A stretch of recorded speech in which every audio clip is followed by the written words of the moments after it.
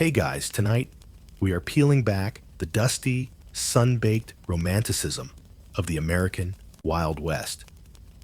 You're probably picturing John Wayne silhouetted against a fiery sunset, the comforting strum of a guitar by a crackling campfire, maybe a jaunty tune spilling from a saloon.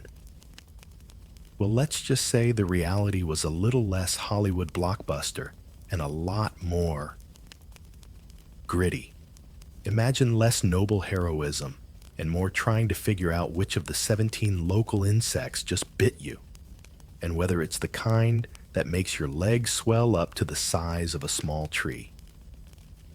Frankly, you probably wouldn't survive the first day with your 21st century sensibilities intact. So before you get comfortable, take a moment to like the video and subscribe, but only if you genuinely enjoy what I do here. It really does help the channel more than you know. And hey, drop a comment below telling us where you're listening from and what time it is. It's always fascinating to see our little community spread across the globe. Now dim the lights, maybe turn on a fan for that soft background hum, and let's ease into tonight's journey together. The first thing that hits you isn't the grandeur, not the wide open spaces you've seen in countless paintings. No, the first thing is the smell. It's a complex, layered aroma, and none of it is particularly pleasant. There's the sharp tang of unwashed bodies, human and animal mingled with wood smoke that never quite leaves your clothes. Underneath that, there's the faint, unsettling sweetness of decay. Perhaps a coyote that didn't make it through the night, or just the general miasma of a place where sanitation is more of a hopeful suggestion than a practiced art. You thought your roommate, who forgets to take out the trash, was bad.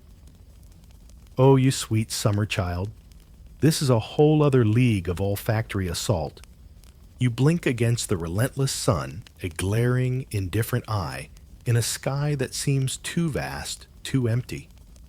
The colors are muted, not the vibrant hues of a cinematic landscape, but endless shades of brown and dusty green. The silence, when it comes, isn't peaceful. It's a watchful waiting silence, punctuated by the buzz of unseen insects, the rustle of dry grass that could be a snake or just the wind. And the wind, it's a constant companion, a restless spirit that whispers through the canyons, carries the grit that gets into your eyes, your mouth, your very soul. It's the kind of wind that feels like it's trying to scour you from the landscape. You had an image in your mind, didn't you? Of striding into a bustling frontier town, all lively chatter and clinking glasses. Perhaps you'd nod coolly at the steely-eyed sheriff, a silent understanding passing between you. The reality, as you crest a small rise and look down upon what generously might be called a settlement, is rather different. It's a haphazard collection of rough-hewn timber buildings leaning at precarious angles, looking like they might give up and collapse in the next strong breeze. There's no charming main street, just a wide dusty track churned by wagon wheels and hooves dotted with things you'd rather not inspect too closely. Remember that charming saloon from your daydreams. From here, it looks more like a shed with a slightly more optimistic sign. One mainstream historical fact, often overlooked, is that many of these towns were incredibly transient, booming, with a nearby mine discovery or cattle trail, and then vanishing almost as quickly when the resource dried up, leaving behind only ghosts and tumbleweeds. Your horse, if you're fortunate enough to have one that hasn't already tried to buck you into the next county, shifts uneasily beneath you. Animals often have a better sense of these things. They feel the tension in the air, the unspoken warnings that the landscape itself seems to exude. You pictured heroic cowboys, their faces weathered but noble. The few figures you see moving about look tired, Their clothes are patched, their movements economical, their eyes constantly scanning their surroundings. There's a weariness about them that settles deep in your own bones just by observing it. Survival here isn't an adventure. It's a full-time, exhausting job with terrible pay and even worse hours. You might have heard tales of the quick-draw duels, the legendary gunfighters. And yes, violence was a part of life. But historians still argue whether the Wild West was as consistently violent as popular culture portrays it, or if these were isolated flare-ups in specific, often lawless pockets. Much of the danger wasn't from a dramatic showdown at high noon, but from far more mundane, insidious threats. That murky water you're eyeing so thirstily, it's a gamble every time. That scratch you got from a thorny bush infection is a real possibility without so much as a bottle of antiseptic to your name. It's less about dodging bullets and more about dodging dysentery. And the critters. Oh, the critters. It's not just the iconic rattlesnake, though you do give every rustle in the underbrush a wide berth, your heart thumping like a drum. It's the scorpions that find their way into your boots, the spiders that look like they could saddle up and ride their own tiny, terrifying horses, the persistent flies that seem to view you as a walking buffet.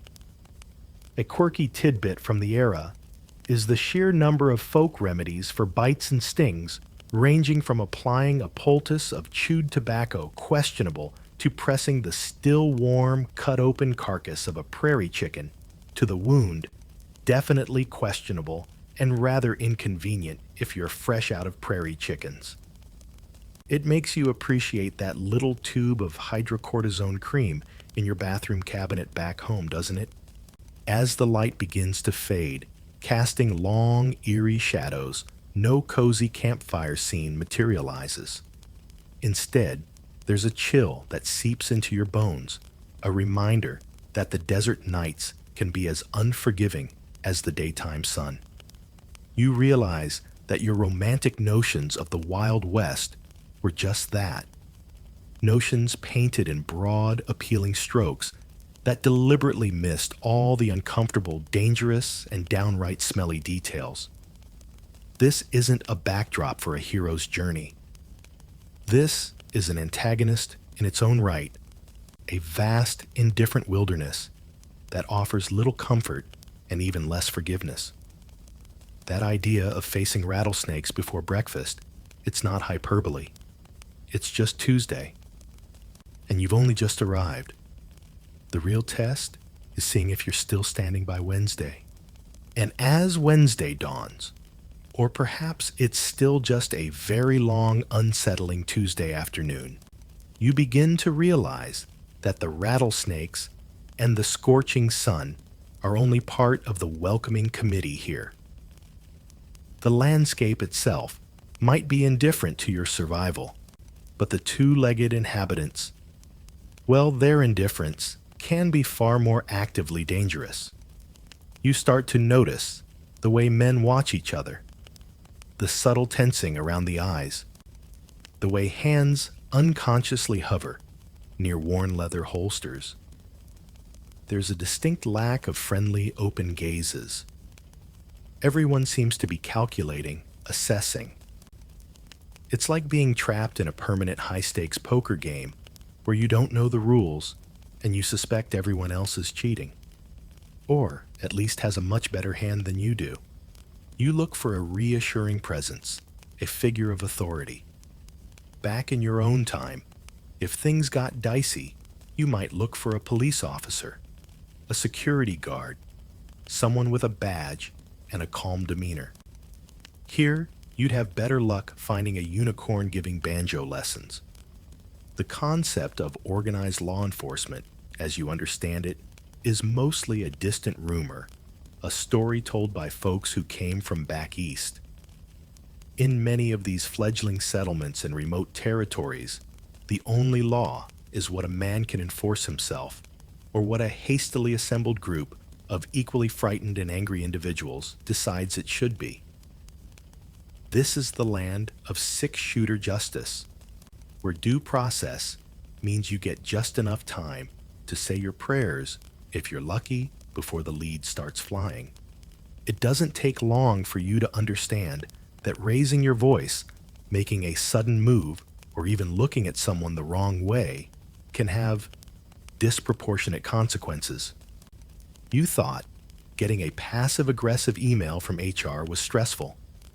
Try accidentally jostling a man in a saloon whose breakfast consisted of 3 fingers of whiskey and a simmering resentment. The air crackles with unspoken tensions. Disputes over a card game, a stray cow, a misunderstood glance, or even just a perceived slight to one's honor, a concept that seems both incredibly fragile and lethally defended, can escalate with terrifying speed. There's no mediator, no calm discussion, no, let's talk this through. There's just the glint of steel and the sudden shocking finality of a gunshot. You learn to walk softly, to keep your eyes open and your mouth mostly shut.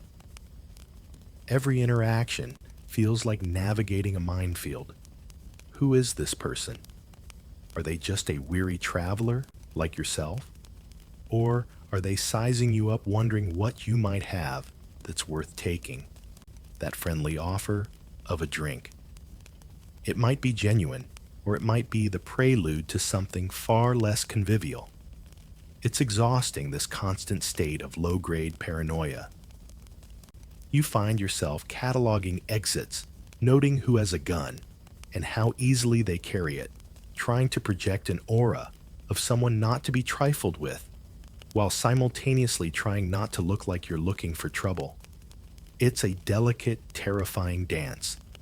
A mainstream historical fact is that in the absence of formal legal structures, vigilante committees were surprisingly common in many frontier areas. These groups of citizens would band together to hunt down suspected criminals, horse thieves and murderers being prime targets, and deliver swift, often brutal justice. Sometimes they caught the right person. Sometimes, in their haste and anger, they undoubtedly didn't.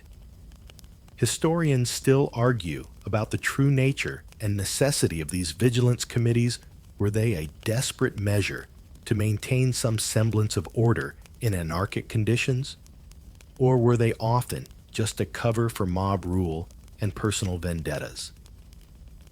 Either way, the thought of your fate being decided by a group of self-appointed judges, possibly fueled by rumor and cheap whiskey, isn't exactly a comforting one. You start to understand that a gun isn't just a tool here. It's a statement. It's a symbol of self-reliance, a warning, and for many, the ultimate arbiter.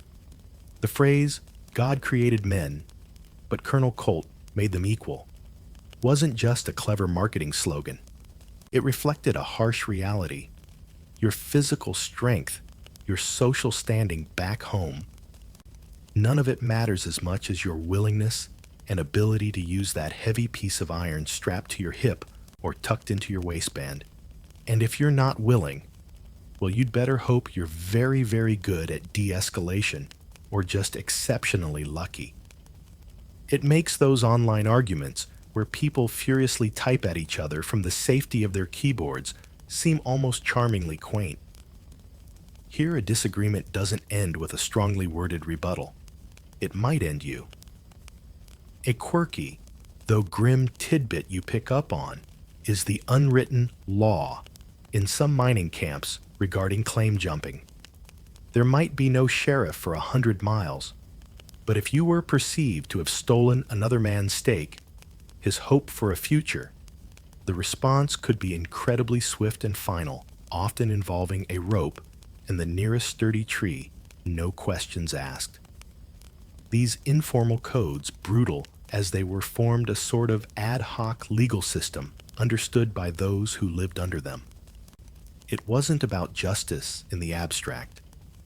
It was about immediate tangible consequences designed to protect what little people had in a world where everything felt precarious. The weight of this constant vigilance presses down on you. It's not just the physical dangers, but the psychological toll. How do you trust anyone?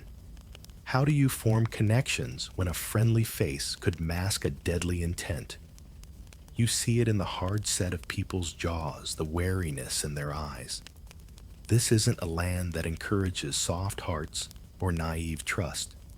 It's a place that grinds down your optimism, replacing it with a pragmatic, often cynical focus on immediate survival. The idea of a peaceful evening, a moment where you can truly let your guard down, feels like an impossible luxury, a forgotten dream from a more civilized world. And the day, or this eternal, perilous Tuesday, is far from over. The saloons are just starting to fill up, and with the dimming light comes a fresh set of potential hazards. The saloons are indeed filling up, and an unlit, dusty street in the fading light offers little comfort or company. Drawn by a primal need for some semblance of human interaction, or perhaps just to escape the encroaching chill of the night air, you find yourself hesitating near the swinging doors of one such establishment. From within, you hear a cacophony, the tinny, slightly off-key plunking of a piano, loud bursts of laughter that sound more forced than joyful, the clink of glasses, and the low, rumbling murmur of dozens of conversations all competing to be heard. It's a siren song of sorts, promising warmth and camaraderie. But you remember the lessons this long Tuesday has already taught you. Every promise in this land seems to come with a hidden, usually unpleasant condition. Stepping inside, or perhaps just peering cautiously around the doorframe, you're hit by a wave of heat smoke and the potent aroma of stale beer, cheap whiskey, and unwashed humanity. It's a far cry from any refined establishment you might have imagined. The air is thick enough to chew swirling with tobacco smoke that stings your eyes and catches in your throat. Lamplight casts flickering, distorted shadows on the rough wooden walls, making every face look a little more menacing, a little more desperate. Men crowd around makeshift tables, their voices loud, their gestures expansive. Some are hunched over card games, their eyes narrowed in concentration, while others lean against the long, scarred bar nursing glasses of amber liquid that looks suspiciously like it could also be used to strip paint. You strongly suspect the varnish on the bar itself has seen better days and probably tastes better than what's being served. This, you quickly surmise, is where the frayed nerves of the frontier come to unwind, or more accurately, to unravel. And the primary agent of that unraveling is the whiskey. It's not the aged, smooth spirit you might picture. A well-known historical fact is that much of the whiskey on the frontier was a truly vile concoction often referred to as rot gut, tarantula juice, or other equally unappetizing names. It was frequently adulterated with anything from chili powder and tobacco to turpentine or even strychnine to give it an extra kick and stretch the supply. The effect is less a gentle buzz and more a rapid descent into belligerence or maudlin sentimentality with very little pleasant middle ground. No wonder everyone seems to be on a hair trigger. They're practically pickling their insides with poison. You observe a group in the corner, their laughter growing louder, more aggressive. A card game seems to be the focus, but the real contest appears to be who can pour the most cheap liquor down their throat the fastest. The camaraderie is brittle, a thin veneer over simmering tensions. You see a hand slap the table cards, scattering. Voices rise. An accusation is slurred and insult returned. It's like watching a spark land in a pile of dry tinder. There's that almost imperceptible shift in the atmosphere, a sudden focused silence from the surrounding tables as everyone else senses the change. It's the kind of quiet that's louder than any noise.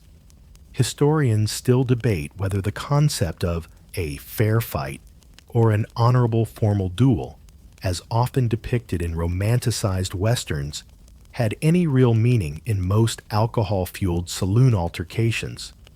From what you're witnessing, fair isn't the first word that comes to mind.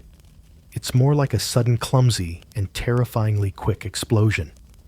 One man lurches to his feet, his chair scraping harshly against the wooden floor.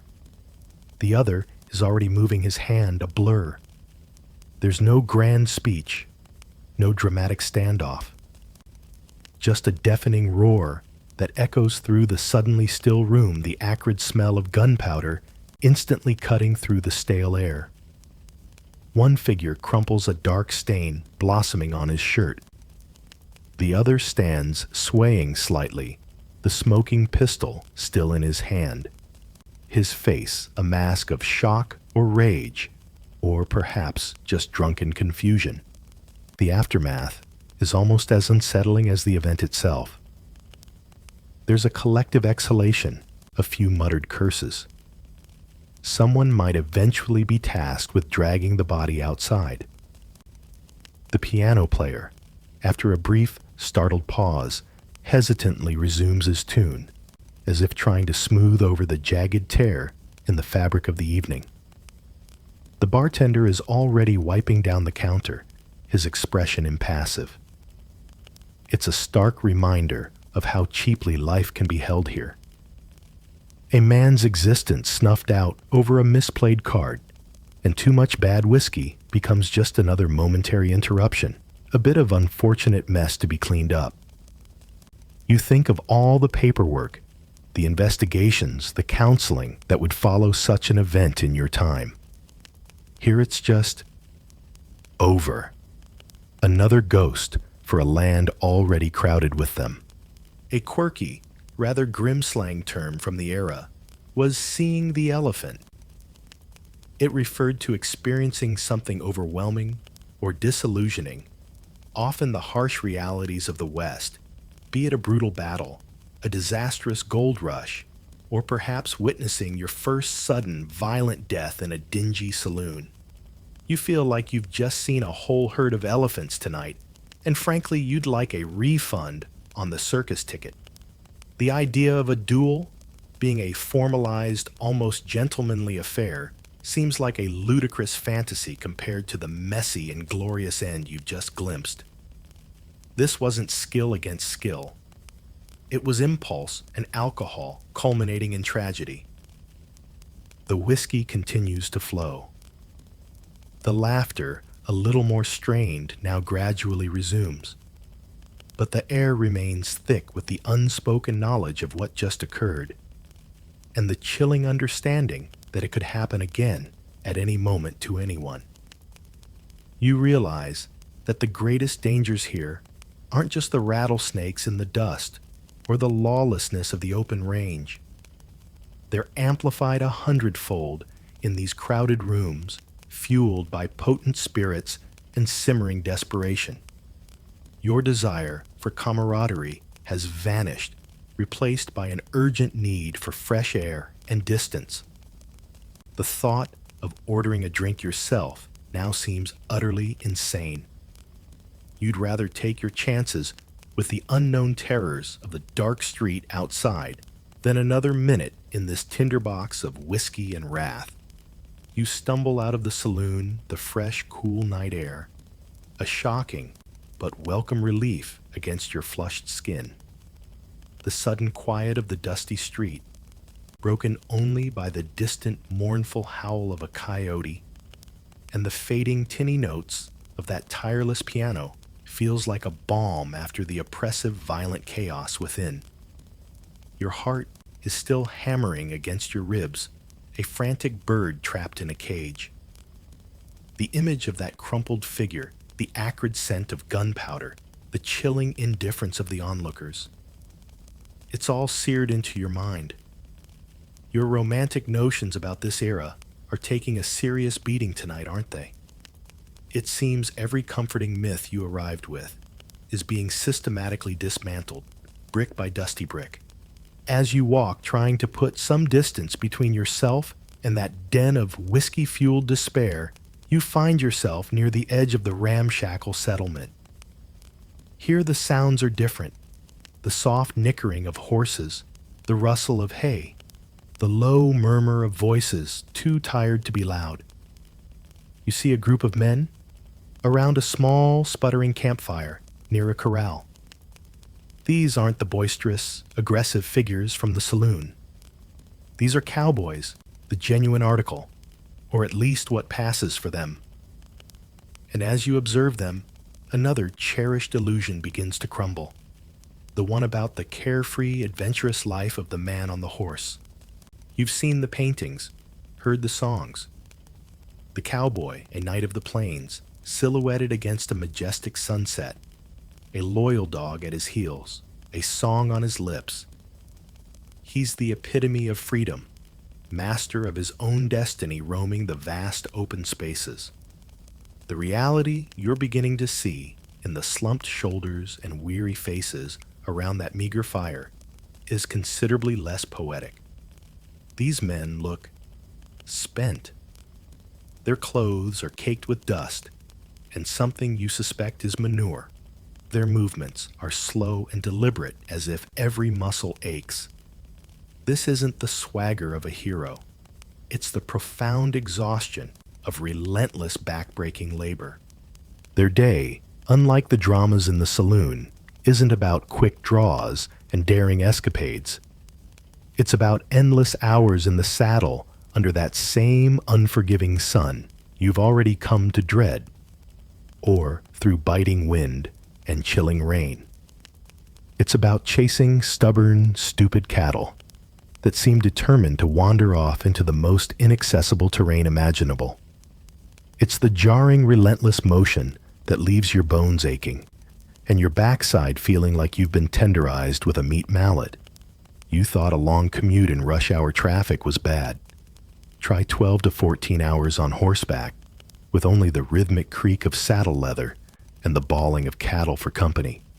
Then there's the work itself, roping calves for branding the air, filled with the unpleasant smell of singed hair and hide the terrified bellows of the animals. It's dusty, dirty, and dangerous. A mistimed throw of a rope, a spooked horse, a kick from a powerful steer. These can lead to broken bones, crushed limbs, or worse. These aren't the clean, heroic injuries of a movie shootout. They are the painful, often debilitating consequences of agricultural work in an era with no health insurance, no workers' comp, and certainly no sympathy for taking a sick day. You might get a bit of rough bandaging from the camp cook if you're lucky. If you're unlucky, you're left behind. And for this glamorous lifestyle, the pay is notoriously terrible. A mainstream historical fact is that the average cowboy in the late 19th century earned about $25 to $40 a month. Out of this meager sum, he often had to buy his own gear, and if he was working for a large outfit, he might find himself perpetually in debt to the company store for basic necessities sold at inflated prices. So much for being the master of his own destiny. Many were little more than poorly paid ranch hands, their freedom largely illusory. It's a far cry from the romantic image of the independent wanderer. More like an underpaid intern in a very, very dusty office with terrible hours and a high risk of being trampled. Historians still debate how much the romanticized code of the cowboy, that unwritten set of rules emphasizing honesty, loyalty to the outfit, and fair play, actually govern daily interactions on the trail versus the pragmatic, often harsh necessities of the job and the diverse characters of the men themselves. Certainly, camaraderie existed born of shared hardship, but the trail was also a place of stress competition and sometimes simmering resentments that could boil over just as easily as in any saloon. You learn about the loneliness too. Long cattle drives meant months away from any semblance of civilization, let alone the company of women or family. The only society was that of other equally exhausted, often uncommunicative men. The highlight of the day might be the chuck wagon dinner, and home was a bedroll on the cold, hard ground with the stars and often the snakes and scorpions for company. Remember your childhood camping trips with the comfy sleeping bags and ghost stories. This is that, but without the comfort, most of the fun, and a much higher chance of your horse kicking you in the ribs while you sleep because a coyote howled too close. A quirky tidbit of cowboy life was the strict unspoken etiquette around the chuck wagon. The cook, or koozie, was often the undisputed king of his domain, and woe betide any cowboy who broke his rules, such as riding on the side of the wagon that kicked up dust into his preparations, or complaining about the food, no matter how monotonous or unappetizing. Given that the cook was often one of the older, grumpier, and better armed members of the outfit, it was generally a wise policy to stay on his good side. It adds a little flavor to the idea of mess hall rules, doesn't it? Looking at these men, their faces illuminated by the flickering firelight, you see not heroes, but survivors. They are bruised by the land, battered by the work, and often broke in pocket. The cowboy myth, so potent and enduring, seems to be a beautiful lie, spun to cover up a much harsher truth. The freedom of the open range was for many just another form of relentless toil, a different kind of cage. And as you contemplate their weary existence, your own stomach gives a little rumble, reminding you that your long educational Tuesday has also been a very hungry one. That rumble in your stomach, a gentle reminder at first, is now growing into a persistent hollow ache. Your long educational Tuesday, as you've started to call this immersive, slightly terrifying experience, has indeed been a very hungry one. The fleeting glimpse of the cowboys and their meager campfire did little to assuage it. If anything, it highlighted the grim prospects for a decent meal. You realize with a sinking feeling that finding something palatable, let alone nutritious, is going to be yet another challenge in this unforgiving landscape. You'd happily trade a significant portion of your 21st century kingdom right now for a slice of hot pizza, or even just a slightly stale sandwich that doesn't require a geological survey to identify its components. As you cast about, perhaps drawn by the smell of wood smoke that doesn't carry the immediate threat of a saloon brawl, you begin to understand the culinary philosophy of the Wild West function: over flavor every single time. Food here isn't for pleasure. It's fuel, and often very low-grade fuel at that. The staples you quickly learn are as monotonous as the dusty plains: beans, beans, and more beans. Sometimes they're Arizona strawberries, a rather optimistic nickname for pinto beans, often cooked with a chunk of salt pork or bacon if the cook is feeling generous. They fill the belly, it's true, but the thought of facing them day after day, meal after meal, fills you with a quiet sense of despair. It makes you appreciate every varied meal you've ever taken for granted. Then there's the bread, not the soft, crusty loaf you might dream of. More often, it's biscuits heavy and dense, or their even more formidable cousin hardtack. Hardtack, also known as a tooth duller or sheet iron, is a simple flour and water biscuit baked to withstand, well, pretty much anything, including time-rough travel and apparently human teeth. You might need to soak it in coffee if you can call the local brew. That for a considerable time just to render it chewable, and even then, it's a gamble for your dental work. You suspect a particularly sturdy piece of hardtack could be used to patch a hole in a wagon wheel, or possibly even as a weapon in a pinch. A light joke, perhaps, but the reality isn't far off. Meat, when it's available, is rarely the juicy steak of cowboy legend. More likely, it's salted beef or bacon preserved to last on long journeys, tough as old leather and intensely salty.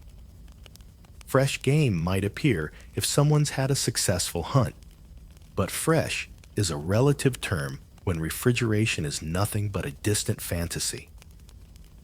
The alternative is jerky, meat dried to the consistency of a particularly stubborn branch, requiring serious commitment from your jaw muscles. You chew and chew and chew some more, wondering if you're actually making any progress or just giving your teeth a strenuous workout. It makes you think twice about ever complaining that your steak was a little overdone.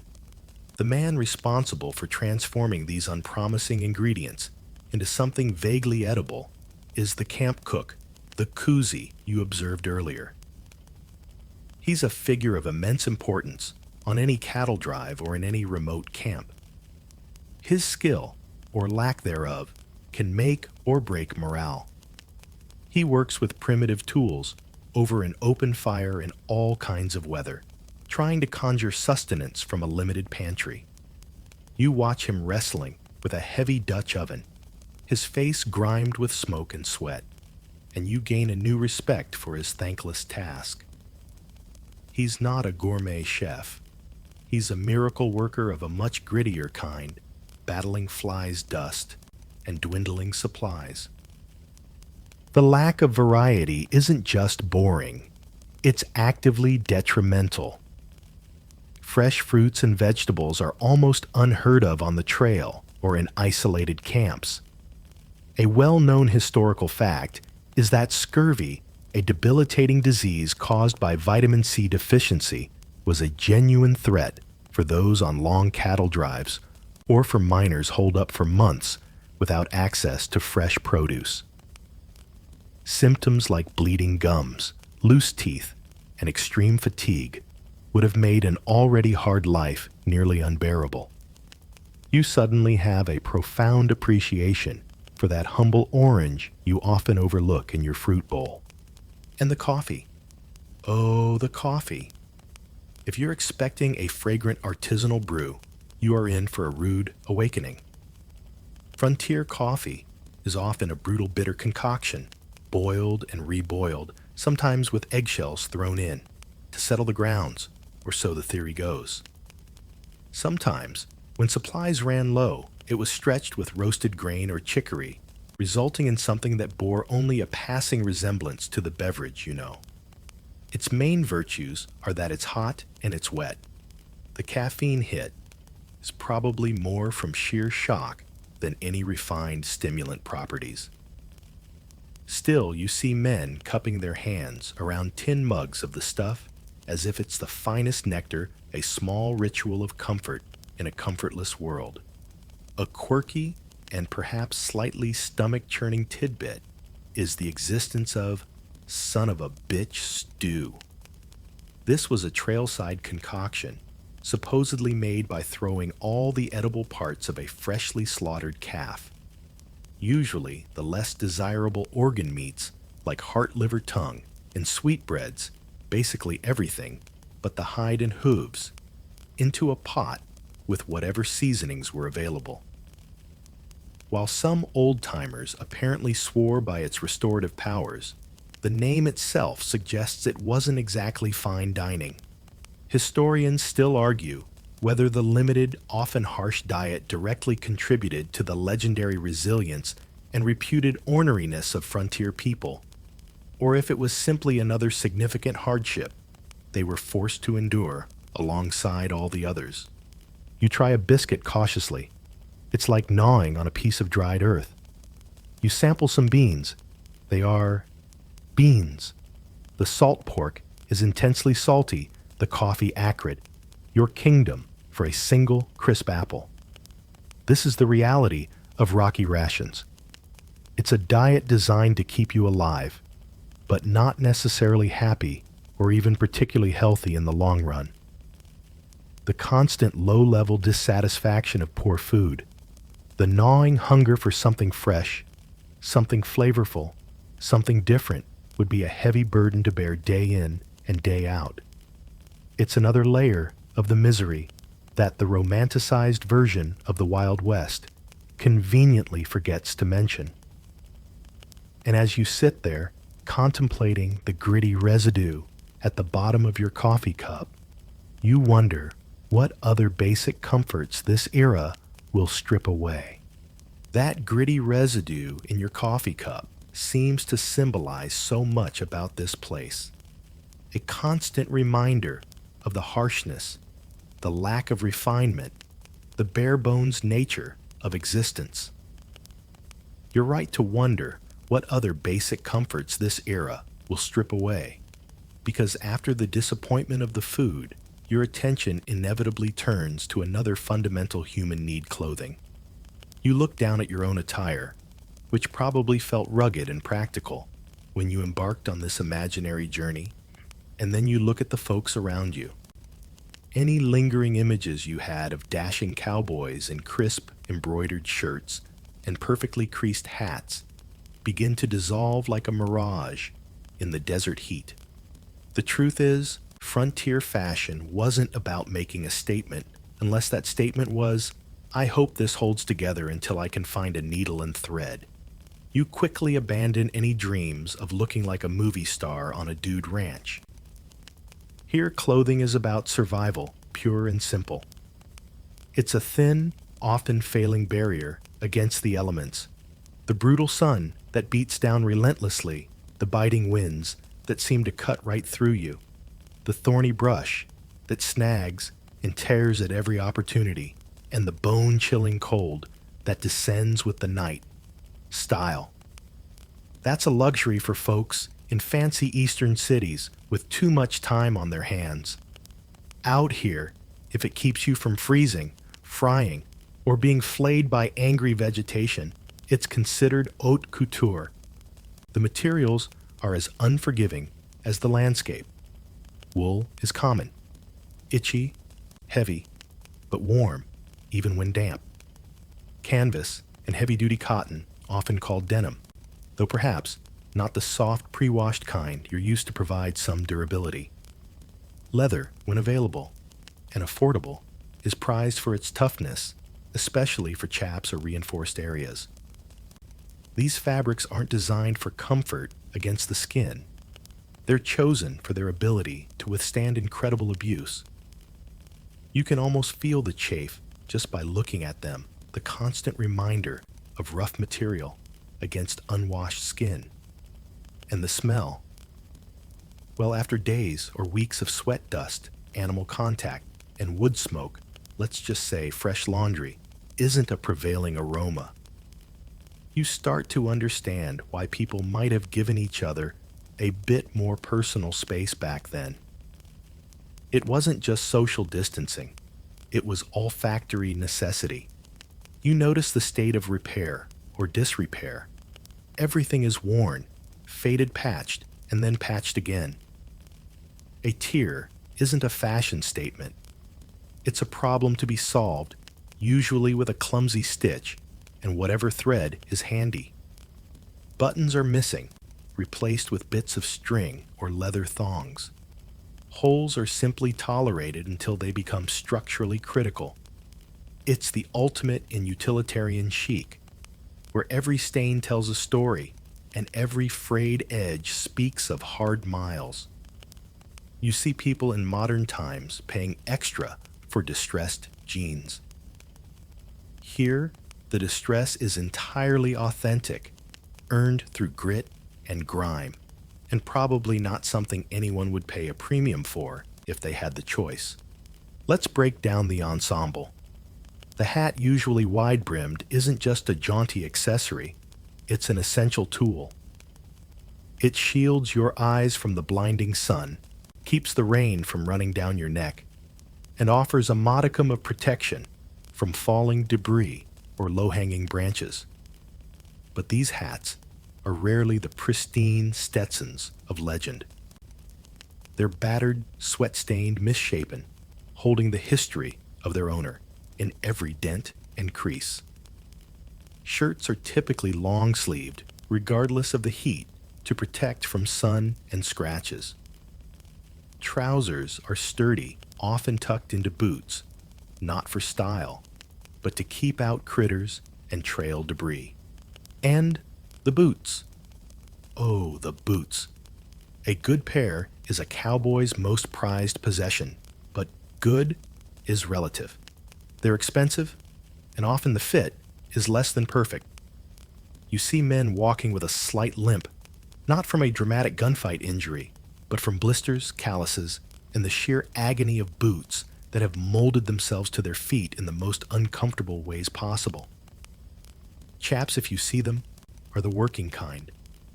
Heavy leather designed to protect a rider's legs from thick brush cactus spines or rope burns, not the fancy fringed versions from the rodeo show.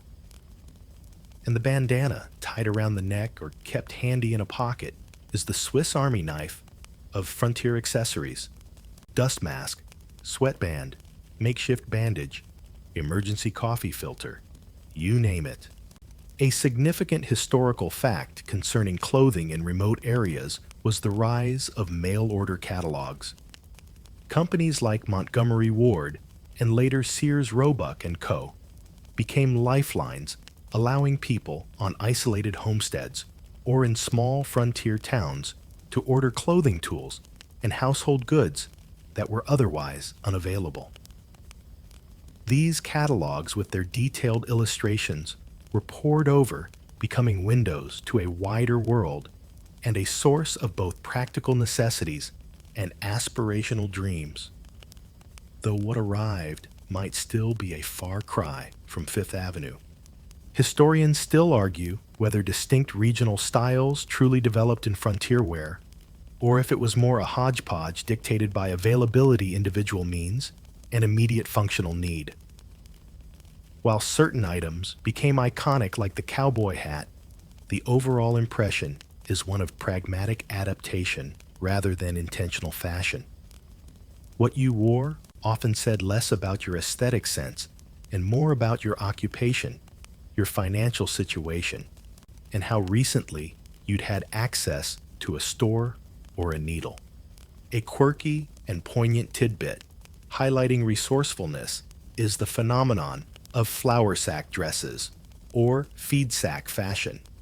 During harder times, and even into the 20th century, in some rural areas, women would repurpose the patterned cotton sacks that flour sugar or animal feed came in to make dresses, aprons, and other clothing for themselves and their children. It's a testament to making do with absolutely everything available, turning a humble commodity wrapper into a garment. It certainly puts your own wardrobe choices into a new perspective. So you're not just battling hunger and lawlessness, you're also contending with the constant discomfort of inadequate, often filthy clothing. There's no crisp, clean shirt to change into no soothing lotion for chafed skin. It's another layer of grit, another erosion of personal dignity. The romantic image of the ruggedly handsome hero in perfectly weathered gear fades, replaced by the more likely reality of a tired, itchy individual who probably smells a bit like a damp horse and old bacon. And if your clothes are this bad, what about the state of your actual body underneath? The question of what state your actual body might be in beneath those layers of dust-caked, sweat-stiffened clothing lingers unpleasantly in your mind. You feel an itching sensation that might be real, or imagined a general grimace that soap and water feel centuries away from solving. But before you can even fully contemplate the joys of potential skin afflictions or the thriving ecosystems in your socks, a more pressing primal need asserts itself: thirst. It's a dry, rasping feeling in your throat, a desperate craving that overshadows even the memory of those gritty beans and leathery biscuits. In this arid landscape, under that relentless sun, water isn't just a beverage, it's life itself. And you're about to discover that life here comes with a particularly nasty game of roulette. You scan the horizon for any sign of water. A distant line of willows that might indicate a riverbed, a dip in the terrain that could hold a pond. When you finally spot a source, your relief is quickly tempered with apprehension. The river, if you can call it that, is a sluggish, muddy ribbon of brown, its banks churned by the hooves of countless animals that clearly got there first. Or perhaps it's a still stagnant pond, scummed with algae, buzzing with insects, its depths holding mysteries you'd rather not solve. There are no bubbling clear mountain springs conveniently located with a potable grade A sign next to them. This is it. This is what stands between you and debilitating dehydration. You know, with a certainty that chills you despite the heat, that this water is not clean. Upstream, there could be anything.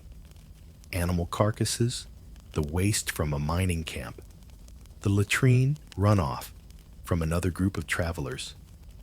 Germ theory is a notion for future scientists in clean laboratories, not a practical consideration for thirsty folks on the frontier. You might see someone upstream doing their laundry, or their horse relieving itself directly into your potential drinking supply. It's a charming thought, isn't it? Almost makes you nostalgic for that slightly over-chlorinated tap water back home. But the thirst is a tyrant. So you take a gamble. You cup your hands, or perhaps use that multi-purpose bandana, the one that's already served as a dust mask and sweat rag. Yum, and you drink. The water is lukewarm tastes of mud, and something vaguely organic, and leaves a gritty film on your teeth. For a moment, the relief is immense. Then you wait. You're playing river roulette, and the little ball is spinning, deciding whether you've just quenched your thirst or ingested a host of invisible enemies. It might take a few hours or a day, but if your luck is out, the internal turmoil begins. A queasy feeling in your stomach, a dull ache in your head. Then comes the cramping, the sudden urgent need to find a private spot, which of course barely exists. This isn't a mild upset stomach you can treat with an over-the-counter remedy. This is dysentery, or the flux, or perhaps cholera or typhoid, diseases that can turn a strong person into a helpless wreck in a terrifyingly short time. You experience a violent internal rebellion, a relentless purging that leaves you weak, trembling, and frighteningly dehydrated. Fever can set in your skin, hot and dry, your mind clouded and confused. It's a miserable, undignified, and incredibly dangerous state to be in. There are no doctors to call, no clinics to visit. A well-known historical fact is that cholera epidemics were a terrifying and frequent reality along westward trails, like the Oregon Trail, and in new unsanitary settlements. These outbreaks could sweep through a wagon train or a fledgling town with devastating speed, often with mortality rates exceeding 50%. People would be healthy one day and gone the next, buried in shallow graves along the trail, their dreams of a new life in the West ending in a spasm of agonizing sickness. What little medical care exists often comes in the form of folk remedies, passed down through generations, some harmlessly ineffective, others actively harmful. Someone might offer you a swig of whiskey, as if your insides aren't angry enough, or a poultice made of ingredients that sound more like a bad stew. A quirky, though tragically misguided tidbit is that some people believe strongly in the miasma theory, that diseases were caused by bad air or foul smells. So while they might try to air out a sick room, they wouldn't necessarily connect the illness to the contaminated water they were still drinking. Or, as mentioned, some believed adding whiskey to water actually purified it. It mostly just added intoxication to the existing misery of dysentery. Historians still argue about the primary drivers of high mortality from disease on the frontier. Was it the unavoidable contamination of water sources in a pre-germ theory world, the lack of understanding of basic hygiene, or did the sheer physical duress of travel, chronic malnutrition, and exhaustion simply make individuals far more susceptible to whatever pathogens they encountered? It was likely a brutal combination of all these factors, a perfect storm for widespread suffering. You find yourself lying on the hard ground, every muscle aching, your throat parched again, but the thought of drinking more of that treacherous water filling you with dread. The despair is as debilitating as the physical symptoms. How can you possibly survive when the very element you need most is a poison? How can you work to defend yourself or even think straight when your body is at war with itself? You feel a profound sense of isolation, a terrifying vulnerability. You wouldn't wish this on your worst enemy, not even the person who keeps leaving passive-aggressive notes about the shared office microwave. This is the grim reality behind those idyllic paintings of pioneers gathered by a sparkling stream. That stream could be a death trap. The refreshing draft could be your undoing. The romantic journey west was often a perilous gauntlet, not just of bandits and harsh weather, but of microscopic assassins lurking in every tempting pool and river. And even if you survive this particular game of river roulette, the broader challenges of staying healthy in a world without sanitation are just beginning to unfold. Surviving that harrowing game of river roulette feels like a monumental victory, albeit a shaky one. Your week still parched, but alive. Yet, as the immediate threat of internal rebellion subsides, a more insidious understanding dawns. The contaminated water was just one soldier in a vast invisible army laying siege to your well-being. The broader challenges of staying healthy in a world utterly devoid of modern sanitation and medical understanding are indeed just beginning to unfold. And it's a battlefield where you have precious few defenses. There's no soap to speak of, and certainly no saviors in white coats with miracle drugs. This is germ warfare, 19th century style, and you're on the front lines armed with little more than wishful thinking. The first thing you become acutely aware of is the pervasive, inescapable grime. It's not just the dust you've been breathing and wearing since you arrived. It's a deeper, more personal layer of filth. Bathing as you know it is a forgotten luxury. If you're lucky, you might get a quick splash in a cold creek or a basin of murky water. But soap is a rare commodity, often harsh lye soap, that feels like it's stripping your skin along with the dirt. More often, you just don't bathe. Not for days, perhaps weeks. Your clothes, as you've already discovered, are equally unacquainted with regular washing, trapping sweat dirt, and who knows what else against your skin.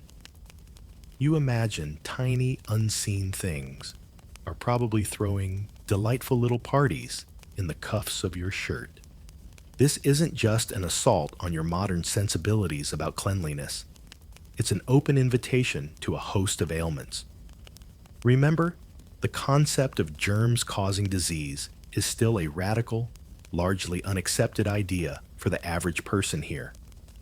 Illness is often attributed to bad air, or miasmas, an imbalance of humors, or even divine displeasure. So the idea of washing your hands before eating or sterilizing a wound is as foreign as a spaceship. People handle food with unwashed hands, share drinking cups, and live in close, often crowded quarters, where coughs and sneezes spread their invisible payloads with impunity. It's a paradise for pathogens. And that tiny scratch you got from a thorny bush yesterday, the one you'd barely notice back home, here, it's a ticking time bomb. Without antiseptics, without antibiotics, even the most minor break in the skin can become a gateway for aggressive infection. You watch in helpless horror as the area around the scratch becomes red, swollen, and hot to the touch. A throbbing pain sets in. Soon it might begin to ooze pus. A truly disturbing historical tidbit is the old medical belief in laudable pus. The idea that thick, creamy pus was a good sign indicating the wound was cleansing itself, rather than what it actually was, a raging bacterial infection. If that infection spreads, you could face fever chills and the terrifying red streaks of sepsis traveling up your limb. Amputation, performed with a dirty saw and no anesthesia beyond a bottle of whiskey, might be your only horrifying option to prevent a slow, agonizing death.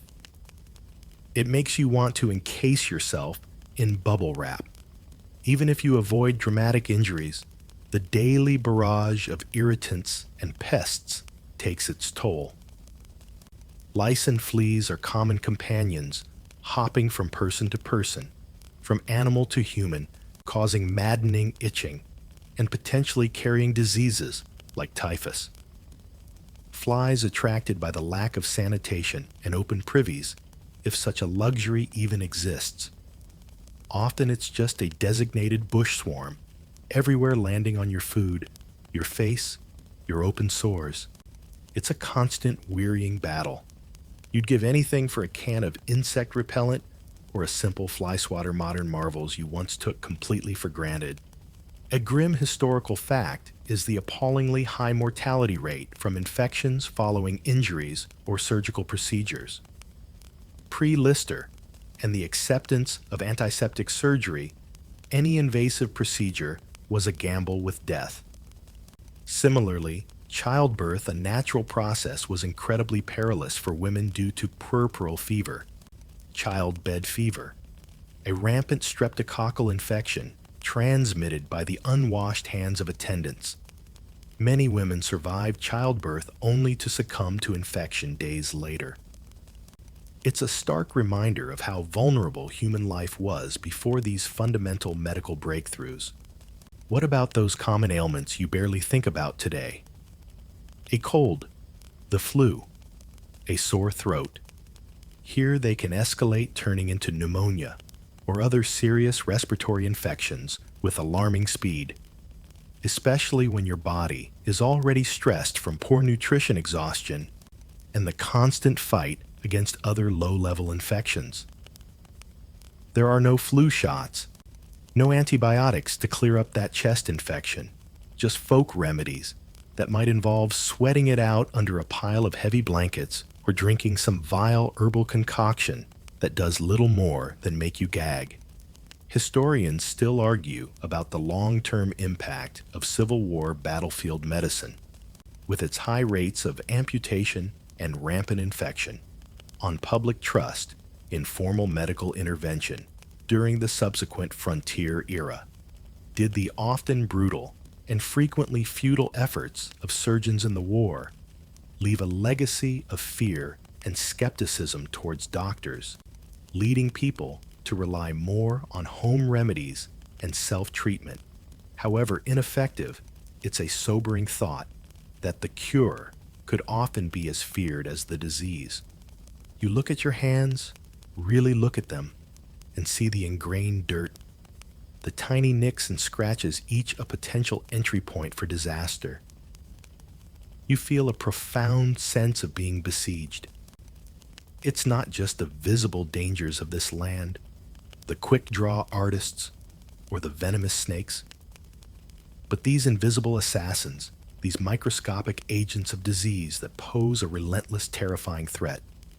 There's no off switch, no safe zone.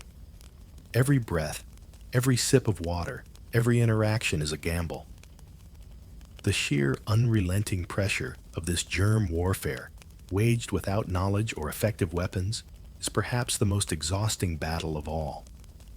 And the environment itself, it seems to have its own arsenal aimed squarely at you.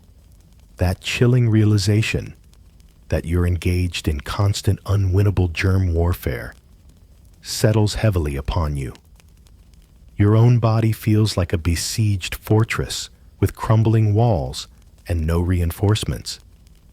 And just when you think you've grasped the full scope of the invisible threats, you lift your gaze to the horizon, to the vast, indifferent landscape stretching in every direction, and understand that the environment itself wields an arsenal far more ancient and formidable. It's not just passively dangerous. It actively seems to want to erase your tiny, insignificant presence from its face. The sun, which you once associated with cheerful summer days and beach holidays, becomes your first overt enemy. Here, it's a relentless, tyrannical eye glaring down from a brassy sky, baking the earth until it cracks and shimmers with heat haze. There's often no shade to be found, just wide open plains or stark rocky canyons that absorb and radiate the heat like a furnace.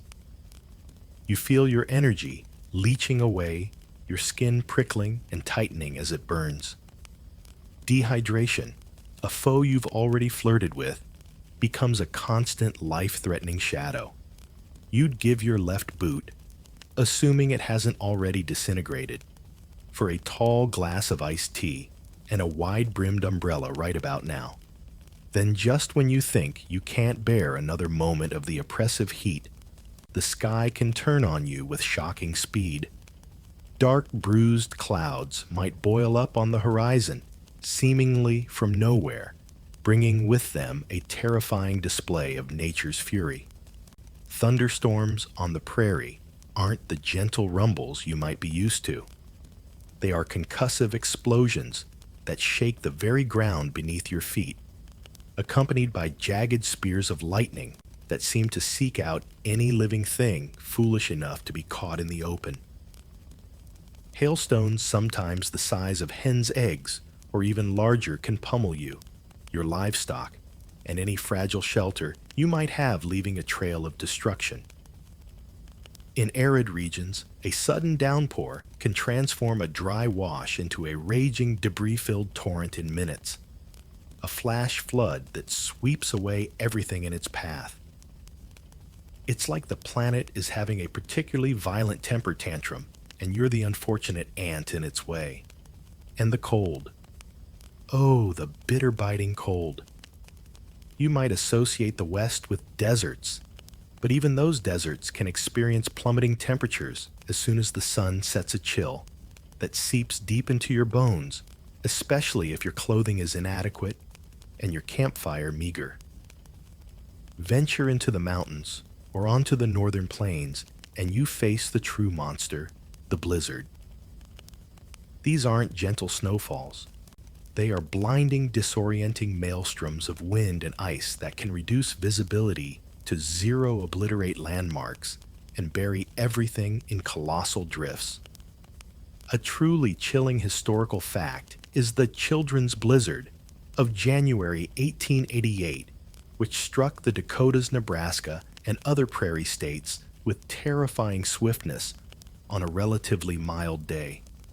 Many children, caught unawares on their way home from school, or even in their one-room schoolhouses, froze to death, lost and disoriented in the white chaos.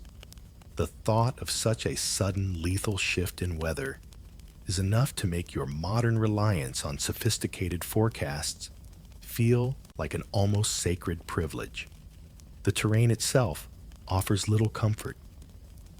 It's not all gently rolling hills. You encounter treacherous mountain passes, sheer-sided canyons that offer no easy passage, and vast rocky expanses where every step is a potential twisted ankle. Rivers can be too swift to cross, or their banks too marshy to navigate. And everywhere it seems the plant life is armed. Cacti of every imaginable size and shape wait to impale the unwary, their spines capable of piercing thick leather. Thorny bushes snag your clothes and skin, leaving painful scratches that, as you now know all too well, can become festering wounds. You start to feel like you're navigating an obstacle course designed by a particularly sadistic gardener. Drought, too, is a constant looming specter. Weeks, even months, can pass without significant rainfall, turning fertile land into a dust bowl. Creeks dry up, crops wither, and livestock perish from thirst and starvation. This, in turn, intensifies the competition for those scarce water sources you've already learned to dread, often leading to conflict between desperate people. The endless cloudless sky, once a symbol of expansive freedom, can become a torment promising no relief. A quirky and rather poignant tidbit, reflecting the desperation to combat nature's dangers, was the belief in madstones. These were porous stones, sometimes bezoars, found in the stomachs of deer or other ruminants, which some people believed had the power to draw out poison from snake bites or even the dreaded rabies. A person bitten would press the madstone to the wound, and if it adhered, it was thought to be working. Of course, their efficacy was nil, but in a world with few reliable remedies, people clung to any sliver of hope, however folkloric. Historians still argue whether the popular narrative of taming the wilderness or conquering the frontier accurately captures the human experience, or if it was more a precarious, often losing dance of adaptation and frequent devastating setbacks dealt by an indomitable and largely indifferent nature. For every tale of resilience, there are countless forgotten stories of those who were broken, beaten, or simply erased by the sheer, overwhelming power of the environment. You find yourself developing a new respect bordering on fear for the sky, for the feel of the wind, for the subtle changes in the landscape. You're no longer just an observer passing through. You're a tiny, fragile creature trying to survive in a world that seems to actively resent your presence. It makes those moments when you complain about the inconvenience of a rainy day on your planned picnic seem laughably trivial. Here, the wrong weather at the wrong time isn't an inconvenience, it's a death sentence, and the ever-present possibility of simply losing your way in this vast hostile expanse begins to loom very large in your mind. That ever-present possibility of losing your way, a thought that began as a faint whisper of unease in the back of your mind, now swells into a terrifying roar. The vastness of this landscape, which once might have seemed to promise freedom and endless horizons, now feels like a trap, its sheer scale designed to swallow you whole. You look around, and the landmarks that seemed vaguely familiar just an hour ago now mock you with their alien indifference. Every rock, every clump of sagebrush, every distant, hazy butte looks exactly like the last one you passed, or entirely different from what you expected. That little voice that tells you your phone's GPS would sort this out in seconds is now just a cruel, anachronistic joke. Your internal compass, if you ever had one, is apparently on an extended vacation, probably somewhere with good Wi-Fi and room service. The moment of true realization that you are lost is a cold, sinking dread that starts in the pit of your stomach and spreads outwards, chilling your limbs despite the oppressive heat. There's an initial surge of denial. I'm sure that distinctive rock formation is just over the next rise, followed by a frantic, heart-pounding attempt to retrace your steps. But your tracks, if they were ever visible on this hard-baked earth, or shifting sand have vanished erased by the constant wind or simply indistinguishable from the countless other scuffs and disturbances in the dirt. Panic, a hot, acrid wave threatens to overwhelm you. You fight it down, knowing it's your worst enemy, but it's a difficult battle when every instinct is screaming that you are in very, very serious trouble. There are no friendly park rangers here, no well-marked trails with helpful, color-coded blazes, and certainly no app to guide you back to civilization. Maps, if they exist for this particular stretch of godforsaken territory, are rare, often inaccurate, and likely not in your possession. You might have a vague notion of keeping the sun on your left shoulder in the morning, or heading towards that distant mountain range that someone once mentioned, but these are flimsy threads of hope in a bewildering immensity. The pioneers and travelers who managed to navigate these expanses successfully often relied on experienced guides and innate sense of direction, honed by years of experience or simply incredible luck. You suspect you're running low on all three. The consequences of being lost begin to unspool in your mind with horrifying clarity. Your meager water supply, if you even have any left after your earlier encounters with river roulette, dwindles with alarming speed. Each sip is a painful calculation. How long can you make it last? The gnawing hunger you felt earlier now becomes a desperate aching void. Foraging for food in an unfamiliar environment is a dangerous game. Many plants are unpalatable or outright poisonous, and small game is elusive and difficult to catch without skill and the right tools. Exposure, as you learned in your encounter with nature's fury, is a constant threat. The sun beats down, or the night brings a penetrating cold, and you have no reliable shelter, no way to escape the elements. But perhaps the cruelest torment is the psychological one. The profound, crushing loneliness of being utterly adrift in a silent, uncaring wilderness. The silence itself becomes oppressive, broken only by the wind, the scuttling of unseen creatures, or the increasingly frantic thumping of your own heart. Hope dwindles with each passing hour, replaced by a gnawing despair. Your mind might start to play tricks on you. A shimmering mirage that looks like water, a distant shape that you convince yourself is a rider only to have it resolve into a misshapen cactus. Hallucinations born of thirst, hunger, and desperation can lead you further astray into even greater peril.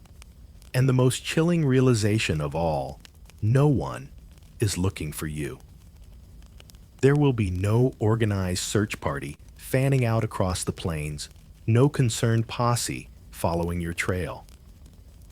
You are not important enough. Life here is too cheap and resources too scarce. If you were part of a larger group, they might wait a day, perhaps fire a few shots in the air. But the brutal calculus of survival often meant the group had to move on to save itself.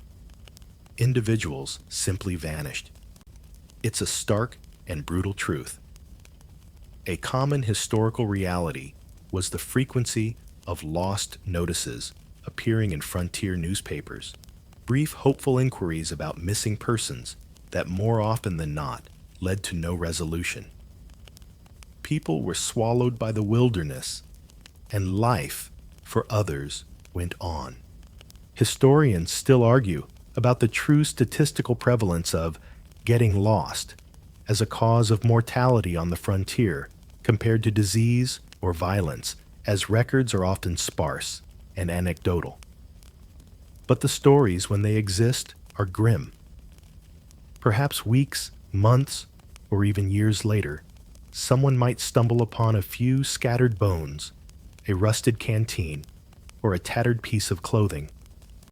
Your only epitaph might be a sun-bleached hat found by a curious coyote, a silent testament to another soul reclaimed by the indifferent land. A quirky and rather sad folk explanation for the common panicked behavior of walking in circles when lost was the belief that it was due to one leg being infinitesimally shorter or stronger than the other, causing a natural, unavoidable curve in one's path. While not scientific, it speaks to the desperate human need to find a reason, any reason, for a terrifying and often fatal predicament. It's easier to blame a physical quirk than the overwhelming power of the wilderness and one's own disorientation. The hours stretch into an eternity. Your throat is sandpaper. Your tongue feels swollen. Your vision blurs. Every step is an effort. The sun climbs, then descends, painting the sky in colors that seem to mock your suffering. The vast beauty of the landscape now feels like a cruel joke. You are a tiny, insignificant speck, your struggles unheard, your fate unlamented. The romantic notion of the lone wanderer communing with nature is shattered, replaced by the stark terror of being truly, utterly alone and beyond help. And as your strength fades, you realize that the environment isn't the only thing out here with teeth and claws. As your strength ebbs, and the terrifying reality of being lost and alone settles upon you like a physical weight, that final chilling thought from your fading consciousness takes hold. The environment isn't the only thing out here with teeth and claws. Indeed, the vast impersonal dangers of sunstorm and starvation are now joined by a host of smaller, more intimate adversaries creatures that crawl and creep, often unseen, until it's far too late. You quickly learn that every shadow, every rustle in the dry grass, every nook and cranny can harbor a tiny emissary of pain or worse. It's time to start checking your boots very, very carefully, because it feels like everything small and slithering wants you dead. The most iconic of these, of course, is the rattlesnake. Its dry, menacing rattle is a sound that will forever be imprinted on your primal fear centers, a sound that stops you dead in your tracks, your blood turning to ice water. You might catch a glimpse of its patterned coils blending seamlessly with the parched earth, its flat diamond-shaped head and unblinking eyes fixing you with a cold, ancient malevolence. A strike is lightning fast, a sudden shocking impact, and then the burning agony begins to spread. While not all rattlesnake bites were fatal, especially from smaller snakes, or if little venom was injected, the lack of effective medical treatment made any bite a terrifying gamble. A common historical fact is that rattlesnake bites were a significant and deeply feared hazard across the frontier, with no readily available antivenom during much of this period. The main treatments involved whiskey for the patient's nerves, or the would-be doctor's various poultices, or the now discredited practice of cutting the wound and attempting to suck out the venom. But rattlers aren't the only serpentine threat. Depending on the specific region you've blundered into, there could be copperheads, their reddish-brown camouflage making them nearly invisible amongst fallen leaves, or cottonmouths lurking near any murky water source, their aggressive displays well documented. Even the slender, brightly colored coral snake, with its red-on-yellow kill-a-fellow warning, could be a deadly encounter, its neurotoxic venom a terrifying prospect. You learn to step heavily, to probe uncertain areas with a stick, to never ever reach into a dark hole or under a rock without a thorough visual inspection. Your once casual stroll through nature now feels like navigating a reptilian minefield. And then there are the scorpions. These stealthy nocturnal hunters, with their menacing pincers and arched venom-tipped tails, have an unnerving habit of seeking shelter in warm, dark places. Like your boots, carelessly left by the dying embers of your pathetic campfire. Or perhaps nestled in your bedroll, just waiting for you to disturb them.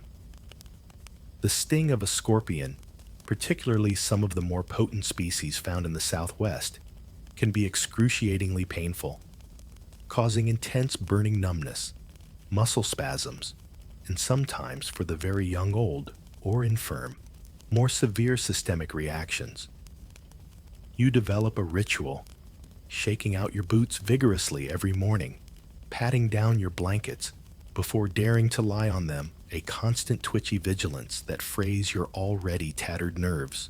You'd probably pay a king's ransom for a good pair of those see-through plastic shoeboxes right now, just for peace of mind. Spiders, too, join this creepy, crawly parade of peril. The black widow, with her distinctive red hourglass, might be spinning her irregular, sticky web in a dark corner of a dilapidated outhouse, if you're lucky enough to find one, or under a woodpile. Her bite can cause severe muscle pain, cramping nausea, and difficulty breathing. The brown recluse, though perhaps less immediately notorious, carries a venom that can cause necrotic lesions, a rather polite term for your flesh decaying. You start to view every cobweb with suspicion, every dark crevice as a potential eight-legged ambush site. Suddenly, that tiny spider in your bathtub back home seems like a beloved family pet in comparison. This constant awareness of unseen venomous threats creates a unique kind of psychological stress. It's not the grand dramatic fear of a gunfight or a stampede. It's a low-level persistent anxiety, a feeling that danger lurks in the most mundane places. You can't relax, not truly. Even when you're exhausted, huddled by a fire, you're half listening for that telltale rattle, half expecting a sharp sting. It's like living in a horror movie where the jump scares are delivered by actual things that can actually kill you. A quirky and ultimately useless folk belief was that encircling your campsite with a horsehair rope or lariat would deter snakes, as they supposedly wouldn't cross it.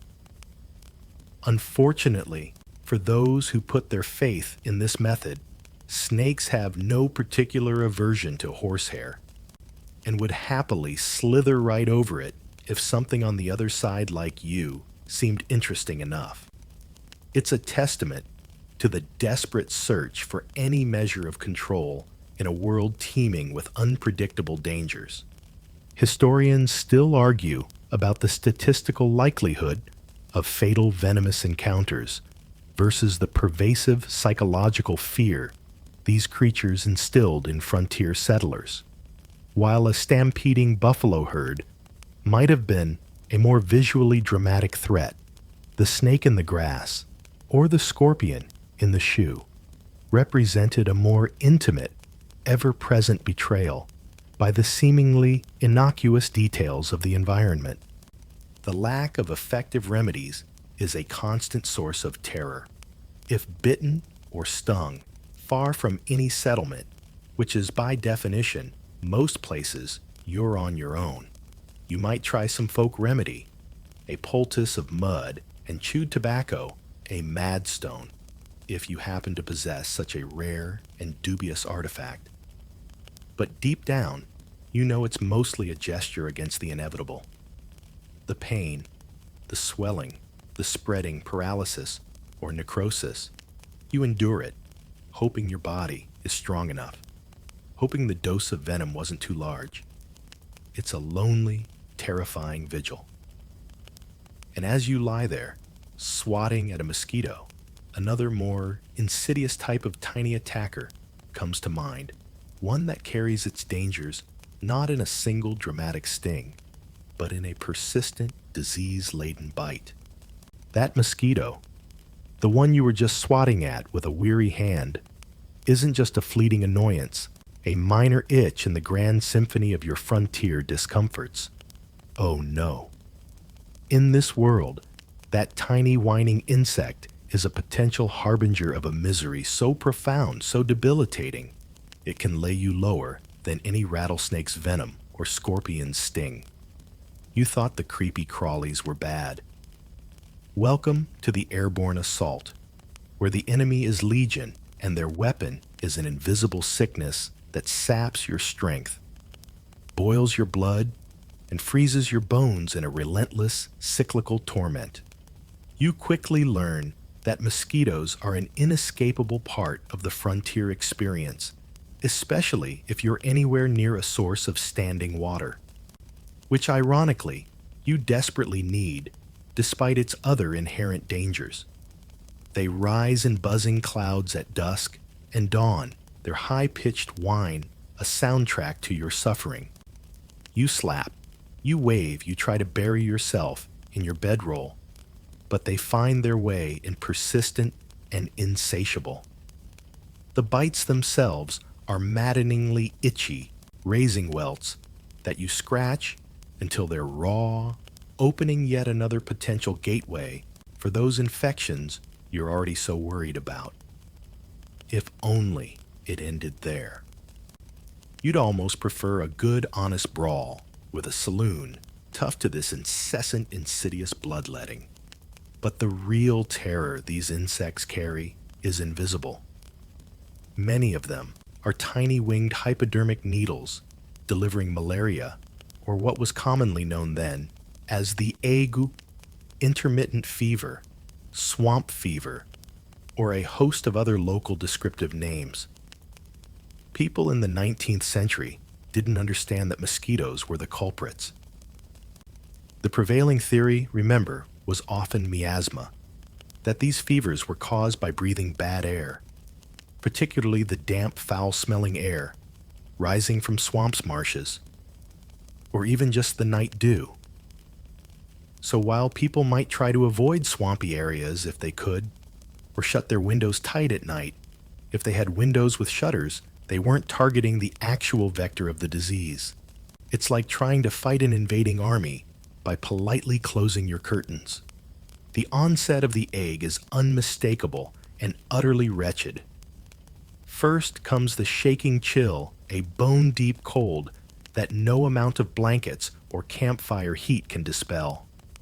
Your teeth chatter uncontrollably, your body trembles violently, and you feel as if you're freezing to death, even under the midday sun. Then just as suddenly, the pendulum swings. The chill is replaced by a raging fever. Your skin burns, your head throbs with a splitting pain, and you might become delirious, muttering nonsense, or seeing things that aren't there. This fiery stage is followed by drenching sweats soaking you in your bedding, leaving you utterly exhausted, weak as a newborn kitten, but blessedly temporarily free of the fever. For a while. The intermittent part of intermittent fever means it comes back again and again in a predictable cycle.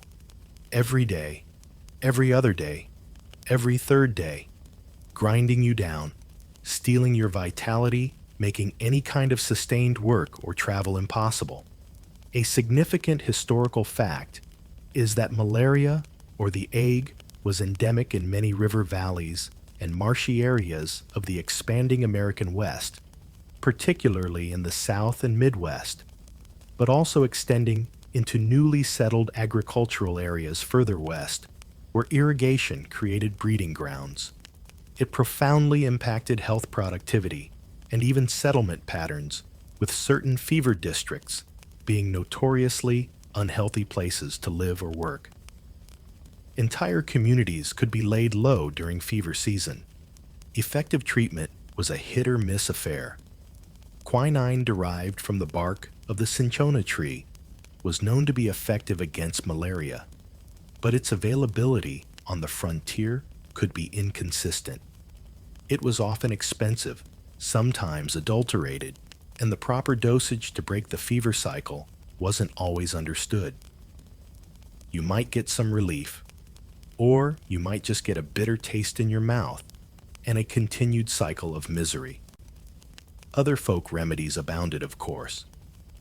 A quirky and entirely ineffective tidbit is that some people believed that sleeping with a cut raw onion under their bed could absorb the malarial poisons from the air.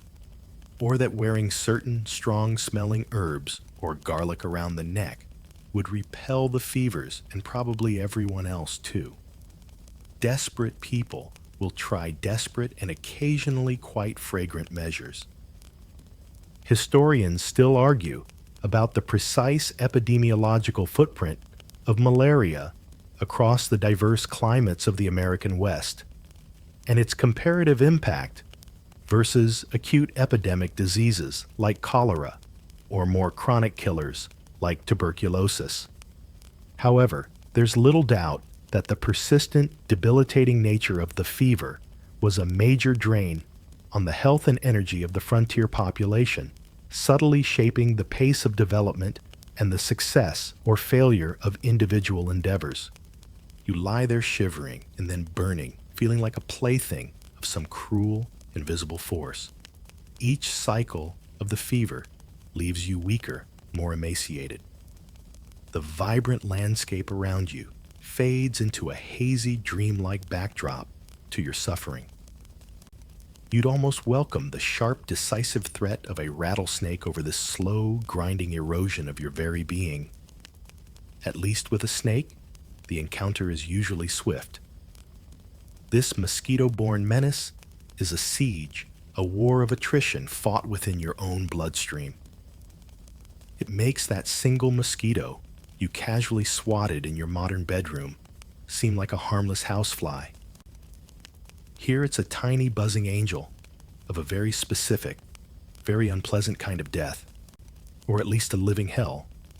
And the air itself, once just something you breathed now, feels thick with these minute flying threats, each one a potential harbinger of days or weeks of debilitating illness. The debilitating cycles of fever and chills from that mosquito-borne egg eventually loosen their grip. Or perhaps you've just reached a state of weary truce with the illness. You're left feeling like a shadow of your former self, weak and hollowed out, but still stubbornly drawing breath. The air, while no longer exclusively a miasma of malarial dread, still carries a different kind of chill. The one that comes from understanding just how many ways this land and its inhabitants can try to extinguish your flickering flame of life. You've faced down the impersonal fury of the elements, the microscopic assassins in the water, the venomous creatures underfoot, and the buzzing purveyors of disease. But now, a more unsettling truth crystallizes beyond all these natural threats. Your fellow humans can be the most dangerous, cunning, and wantonly cruel creatures of all. It's a different kind of fear than the one inspired by a rattlesnake or a sudden blizzard. Those are forces of nature acting without malice, however destructive they may be. Human predators, however, operate with intent, with calculation, sometimes even with a chilling sort of pleasure in their work. You're no longer just battling for survival against an indifferent environment. You're a potential mark, a resource to be exploited, or an obstacle to be removed. The six-shooter justice of a drunken saloon brawl was one thing. This is the cold, premeditated threat of the outlaw, the bandit, the con artist, the desperate soul who sees you as nothing more than a means to an end. As a traveler, especially if you appear to have anything of value, a decent horse, a full canteen, a newish pair of boots, or the glint of a coin, you are a beacon for trouble. The lonely trails, the vast unpopulated stretches between settlements, make you an isolated and tempting target. Every stranger you meet on the road is an instant calculation, friend or foe, harmless fellow traveler, or someone sizing you up for a quick, violent acquisition of your meager possessions. Your hand strays more often to whatever weapon you might possess, your eyes constantly scanning, not just for treacherous terrain or venomous creatures, but for the glint of a rifle barrel in the distance, or the too friendly smile that doesn't quite reach the eyes. it makes you miss the straightforward honesty of a scorpion. At least you know where you stand with a scorpion. The image of the masked bandit holding up a stagecoach is an enduring one, and for good reason. A well-documented historical fact is that stagecoach robberies were a real and terrifying threat on many frontier routes. These were often meticulously planned ambushes targeting coaches known to be carrying payrolls, gold shipments, or wealthy passengers. The experience for those aboard would have been horrifying: the sudden appearance of armed men, the shouted commands, the fear of indiscriminate gunfire. Even if you complied, there was no guarantee of emerging unharmed. And for the lone traveler, an encounter with such highwaymen far from any help would be even more terrifyingly one-sided. Beyond organized banditry, there were the lone wolves and small vicious gangs who preyed on anyone unfortunate enough to cross their path. These weren't romantic anti-heroes. They were often brutal, desperate men, hardened by circumstance or inherent cruelty, who wouldn't hesitate to use violence for the smallest gain. The sparse law enforcement, often a single overworked sheriff responsible for a vast territory, offered little deterrent. You were in essence your own first and last line of defense. But not all human predators rely on overt violence. The frontier, with its promise of new beginnings and quick riches, was also a fertile ground for con artists, grifters, and smooth-talking sharks. These were the men who could sell you a map to a non-existent gold mine, a classic quirky tidbit of frontier fraud that preyed on the pervasive gold fever. They could talk you into investing your life savings into a guaranteed business venture that would vanish overnight along with your money. They'd fleece you in a rigged card game or sell you a lame horse as a prime steed. In the chaotic, transient boom towns where everyone was a stranger and fortunes were allegedly being made and lost in a day, it was easy for these human coyotes to thrive. You might not lose your life, but you could lose everything else, left destitute and disillusioned 1,000 miles from anywhere you could call home. It's like an email scam, but with more dust and a higher chance of the scammer having a very real Bowie knife. Historians still argue about the extent to which the social bandit archetype, the outlaw as a kind of folk hero, a Robin Hood figure resisting unjust authority or corporate greed, applied to figures in the American West versus the more common reality of violent criminals, motivated by personal gain and sheer opportunism. While a few outlaws may have cultivated a certain popular mystique, the victims of their crimes likely held a far less romantic view. Even those you might initially trust could pose a threat. In a world where survival was a daily struggle, desperation could turn a companion into a betrayer. Supplies run low, the pressure mounts, and suddenly the person sleeping next to your campfire might start looking at your share of the food, or your horse with a covetous gleam in their eye. The bonds of fellowship were often strong on the frontier, forged in shared hardship, but they could also be tragically fragile when tested by extreme privation or the lure of sudden gain. You realize that the rules of civilization, the unspoken social contracts that provide a baseline of safety and predictability in your own time, are thin to non-existent here. Every human encounter is fraught with a new layer of potential peril.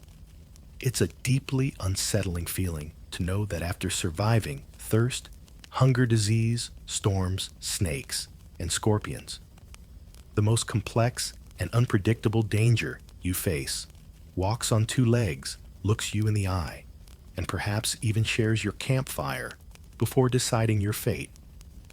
It makes you wonder if there's any aspect of this romanticized Wild West that isn't actively trying to kill you one way or another. That lingering question, whether any aspect of this romanticized Wild West isn't actively trying to kill you, hangs heavy in the air, a grim counterpoint to the vast silent landscape. And as you mentally sift through the catalog of miseries, dangers, and outright terrors you've encountered on this whirlwind tour of disillusionment, the answer becomes starkly, chillingly clear. Probably not. It feels like you've been through a ringer, an imaginary ordeal that has nonetheless left you feeling bruised, battered, and profoundly grateful for the simple, unacknowledged safety of your own time. You start to tally the odds to truly comprehend the overwhelming gauntlet that survival in this era represented, and the romantic daydream you once held shatters into a million sharp-edged pieces, revealing the nightmare beneath. Remember the casual lawlessness you witnessed, the six-shooter justice, where a misspoken word or a drunken insult could be an instant death sentence, where authority was a distant rumor and self-preservation the only reliable law. Then there was the romanticized misery of the cowboy life itself, not heroic gallops into the sunset, but bone-jarring, poorly paid labor, endless hours of toil, leaving men broken and exhausted before their time. You recall the food, or what passed for it, the monotonous, gritty beans, the jaw-breaking hardtack, the salty, leathery meat that made you long for the simplest, freshest apple. A kingdom for a vegetable that wasn't a turnip gnawed in desperation.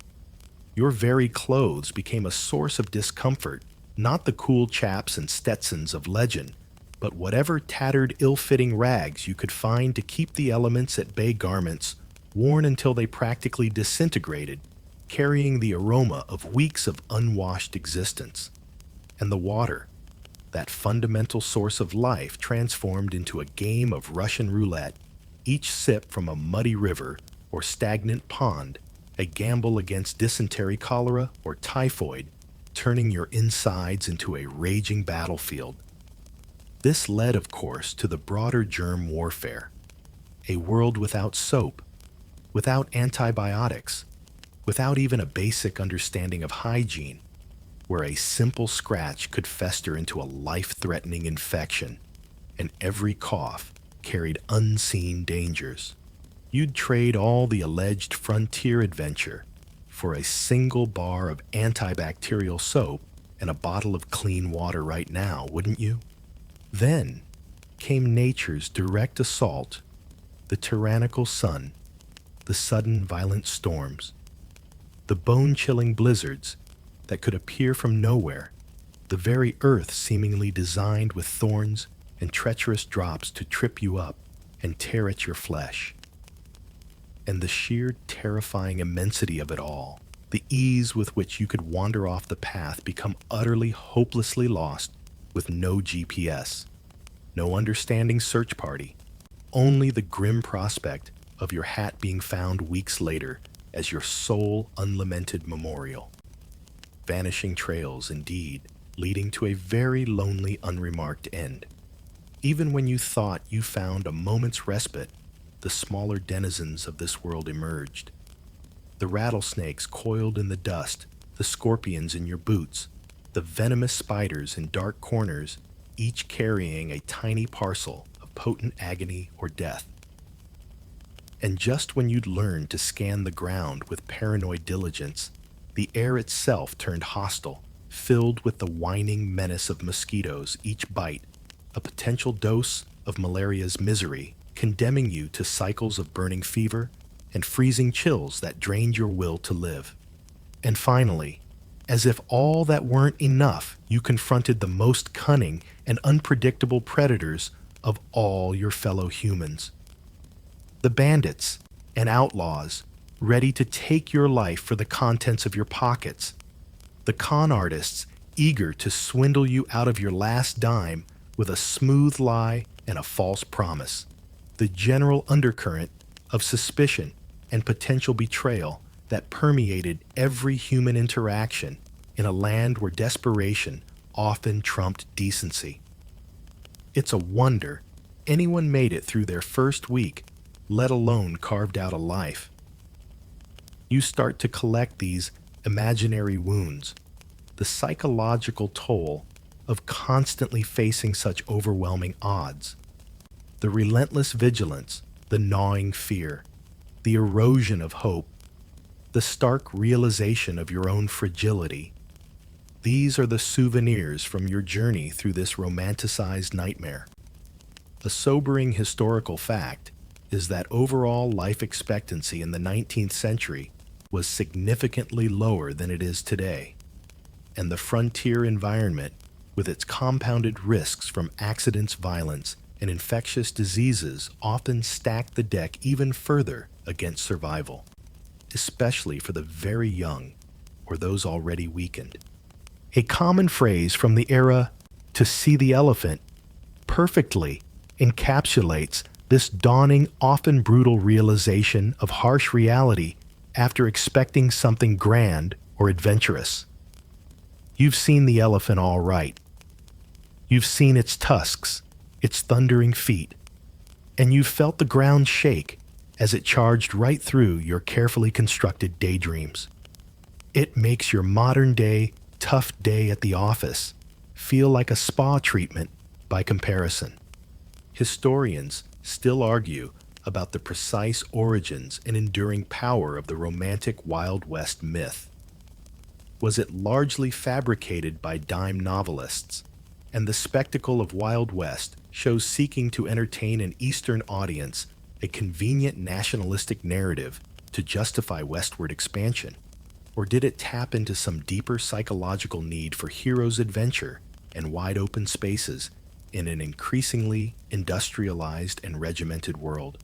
Whatever its genesis, the gap between that myth and the grim reality you've just mentally traversed is as wide as the Great Plains themselves. You realize that survival here wasn't just about being tough or skilled. It was often about an incredible, improbable string of good luck. One less vigilant moment, one sip from the wrong canteen, one encounter with a more desperate man, and your story would have ended abruptly in some forgotten dusty corner of this vast land. It's a humbling thought. Your bucket list for experiencing the Wild West has now been revised to a single item: survive the thought experiment and be profoundly grateful for flush toilets and penicillin. This daydream has been more than enough. And just like that, the intense, sun-scorched, dust-choked daydream begins to recede. The imaginary wounds, though they felt so real, so raw, start to fade into the background, leaving behind a peculiar sort of ache, the phantom limb pain of an ordeal you haven't truly suffered, yet somehow endured. You find yourself blinking, as if emerging from a dark, disorienting theater into the bright, familiar light of your own reality. That profound gratitude for flush toilets and penicillin you were just contemplating. It's not a fleeting thought. It's a deep, resonant hum that settles into your very bones. The Wild West, that vast romanticized canvas of adventure and heroism, has been stripped bare, revealing the stark, brutal framework beneath. And surviving even this mental journey through its perils leaves you with a perspective so fundamentally shifted, your own Monday morning struggles might forever seem almost quaint. Think about it. That looming deadline at work, the one that's been giving you sleepless nights, it pales in comparison to the prospect of facing a dust storm with no shelter, or realizing your canteen is empty a day's journey from the nearest questionable water source. That annoying neighbor whose dog barks at ungodly hours. Suddenly they seem infinitely preferable to a saloon full of hair-trigger tempers and poorly aimed six-shooters. Your Wi-Fi being a bit slow, causing your video to buffer. It's frustrating, sure, but it's hardly in the same league as discovering a rattlesnake, sharing your bedroll, or watching a simple scratch on your arm turn an angry, threatening red with no doctor or medicine for 100 miles. The very definition of a bad day has been recalibrated. This isn't to diminish the real stresses and anxieties of modern life, of course. But this journey through the unrelenting harshness of the frontier serves as a stark reminder of how incredibly fortunate we are, cushioned by conveniences, protections, and medical knowledge that would have seemed like utopian magic to anyone struggling through that era. Clean water on tap food readily available in astounding variety laws that mostly keep the peace medicine that can conquer infections with a simple pill. These are the everyday miracles we so often overlook. You've just spent a long imaginary Tuesday facing down death in a dozen different forms. Your actual Tuesday, with its traffic jams and tedious emails, suddenly looks like a walk in a very safe, very well-regulated park. It's easy, from the comfort of our armchairs, to romanticize the resilience of those who truly lived and died on the frontier. And make no mistake, their fortitude, their sheer stubborn endurance in the face of such overwhelming odds was often monumental. A vital historical fact often understated is the crucial role of community cooperation in their survival. Despite the rugged individualism so often portrayed, barn raisings, shared harvests, mutual aid in times of sickness or disaster, and the establishment of schools and churches were essential threads in the fabric of frontier life, demonstrating that people often survived because of each other, not just in spite of the dangers. You also find surprising glimmers of humanity and aspiration amidst the grit. A quirky yet telling tidbit is the surprising speed with which some of the rawest frontier towns sought to establish emblems of culture.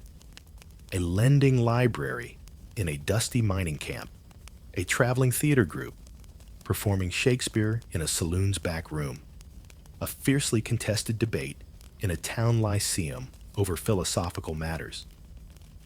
It speaks to an enduring human hunger for more than just survival, a desire for connection, knowledge, and beauty, even in the most unpromising circumstances. Still, historians argue about the pace and uniformity of these civilizing influences on the frontier, and whether the truly wild period with its attendant chaos and danger was a relatively fleeting, sharp shock for most regions, or a more prolonged, grinding reality that shaped generations. For every story of a town quickly establishing order and schools, there are tales of lawlessness and hardship persisting for decades in more remote or resource-poor areas. The West was not a monolith. It was a vast, diverse tapestry of experiences. So, as you metaphorically dust off your chaps and hang up your imaginary six-shooter, take a moment. Feel the comfort of your chair, the gentle hum of electricity, the absence of imminent peril. The Wild West, as a lived reality for most, was less about heroic adventure and more about a relentless daily grind against a stacked deck. The fact that anyone survived, let alone built communities and dreamed of better futures, is a testament to a kind of grit that's hard to comprehend. So, if you ever genuinely wished you could have lived in the Wild West, well, you might want to try surviving your next Monday morning first. It's probably a much safer bet. And now, as our journey through that harsh and unforgiving landscape comes to a close, allow the dust to settle, not in your lungs, but in the quiet corners of your mind. Let the imagined hardships, the phantom pangs of hunger and fear, begin to dissolve, replaced by a gentle awareness of your own present comfort, your own safety. The vast, indifferent sky of the frontier, with its scorching sun and sudden violent storms can give way now to the familiar ceiling of your own quiet room. The silence of the plains, once filled with unspoken threats, can be replaced by the soft, rhythmic sound of your own breathing, a gentle reassurance of life and peace. There are no more rattlesnakes to guard against tonight, no contaminated rivers, to brave no desperate choices to be made between starvation and a meal that might betray you. The spectral figures of outlaws and the ghosts of fevered nights can fade back into the realm of story, their power to disturb you diminishing with each passing moment. You are here now, safe and secure. The trials of that other time are but echoes, and as they fade, allow yourself to drift, to float, to sink into a well-deserved and entirely untroubled period of rest. Let the imagined wounds heal, and let the gentle quiet of this present moment embrace you. Sweet dreams.